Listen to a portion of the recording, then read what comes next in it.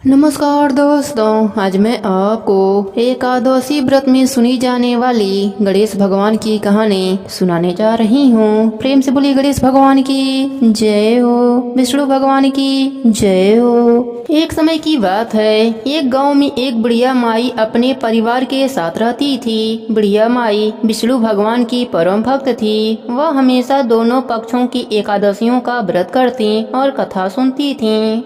उन्होंने कभी भी व्रत में गणेश भगवान की कथा न कही न सुनी। इस कारण से उनका व्रत अधूरा रह गया। पर बुढ़िया माई को इस बात का पता नहीं था। उनको लगता था कि वह तो पूरा व्रत कर रही हैं और उनके व्रत के पुण्य से उनको वैकुंठ लोक की प्राप्ति जरूर होगी। देखते ही देखते बुढ़िया माई की मृत्यु हो गई। उन्हें लेने यमलोक के दूत आए। वह देखकर घबरा गईं और बोली, मैंने जीवन भर विष्णु भगवान की भक्ति श्रद्धा भाव से किया, एकादशी का व्रत किया। मुझे तो लेने वैकुंठ लोक का विमान आएगा। मैं आपके साथ नहीं चलूंगी। इतना कहकर बुढ़िया माई रोने लगीं और विष्णु भगवान को पुकारने लगीं। विष्णु भगवान गरुड़ पर सवार होकर बुढ़िया माई के पास आए और बोले, बुढ़िया माई, तूने तो पूरी श्रद्धा से व्रत किया, पर तुमने व्रत में कभी भी गणेश भगवान की कथा न कही न सुनी। इसी कारण तेरा व्रत अधूरा है। बुढ़िया माई विष्णु भगवान से जीवन दान मांगने लगी ताकि वह एकादशी का व्रत करके उसका पूरा पुण्य प्राप्त कर सके। इस प्रकार बुढ़िया माई को विष्णु भगवान ने 2 साल के लिए फिर जीवित कर दिया। अब बुढ़िया माई जीवित होते ही गणेश भगवान का नित्य नियम करना चालू कर दिया। एकादशी का व्रत करती तो एकादशी व्रत की कथा सुनती और अंत में गणेश भगवान की कथा सुनने लगी। इस प्रकार 2 साल में 4/11 बुढ़िया माई ने पूरा कर लिया। गणेश भगवान की कृपा से एकादशी व्रत का पूरा पुण्य बुढ़िया माई को प्राप्त हुआ।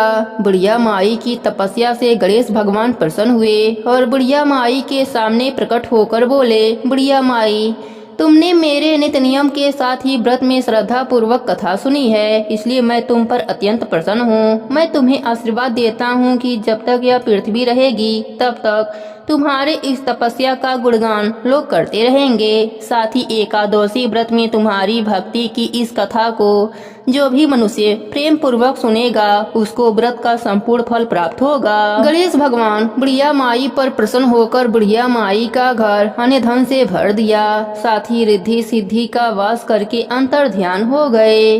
2 साल बीतने पर बुढ़िया माई की मृत्यु हुई। इस बार उन्हें लेने वैकुंठ लोक का विमान आया। बुढ़िया माई को पूरे मान सम्मान के साथ वैकुंठ लोक ले जाया गया।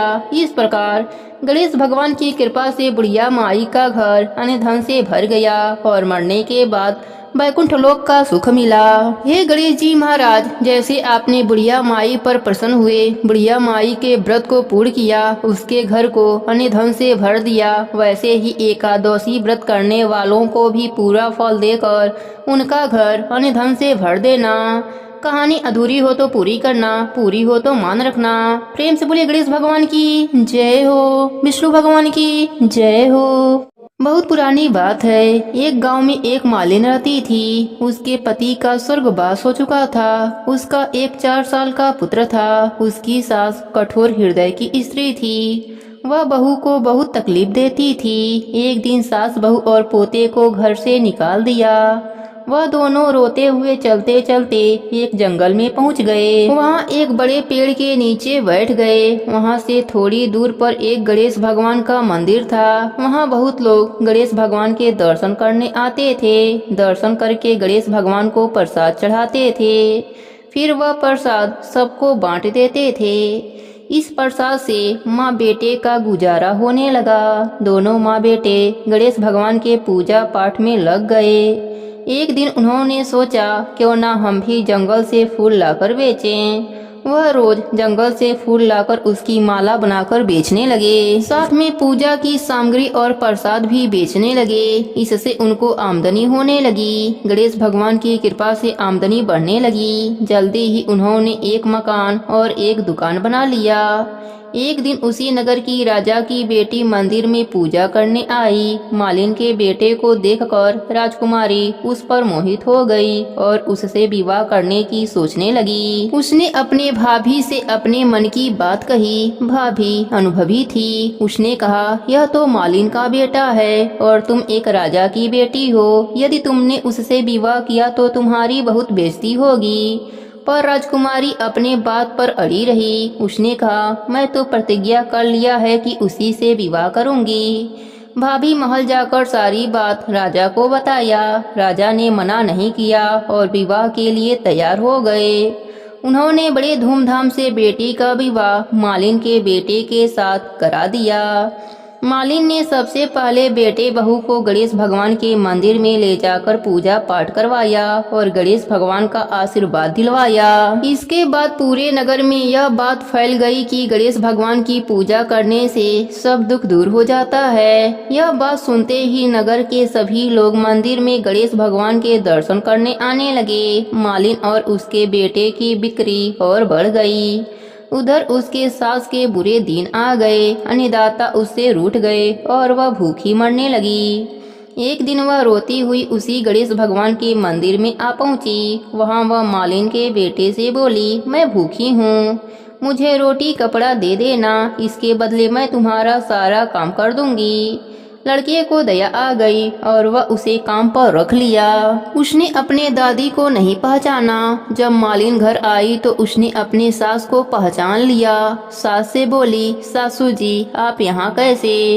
सास ने पोते के तरफ इशारा करके बोली, मेरा इस सेठ के यहाँ नौकरी लग गई है। बहू बोली, यह आपका पोता है और यह घर भी आपका ही है, यह दुकान भी आपका ही है, आपने हमें घर से निकाला, तब गणेश जी ने हमारी रक्षा करी। बहू की बात सुनकर सास बोली, मेरी करनी मैंने भोग लिया। बहू बोली, सासू जी अब आप हमारे यहाँ रहो और पोते का सुख देखो। सास गणेश भगवान की महिमा देखकर गणेश भगवान की जयकारा लगाने लगी। साथ ही बहू पोते के साथ मिलकर गणेश भगवान का नित्य नियम निभाने लगी। हे गणेश जी महाराज, जैसे आपने मालिन को सुख दिया वैसा ही सुख सबको देना। सब पर अपनी कृपा बनाए रखना। सबके व्रत को पूर्ण करना। कहानी अधूरी हो तो पूरी करना, पूरी हो तो मान रखना। प्रेम से बोलिए गणेश भगवान की जय हो।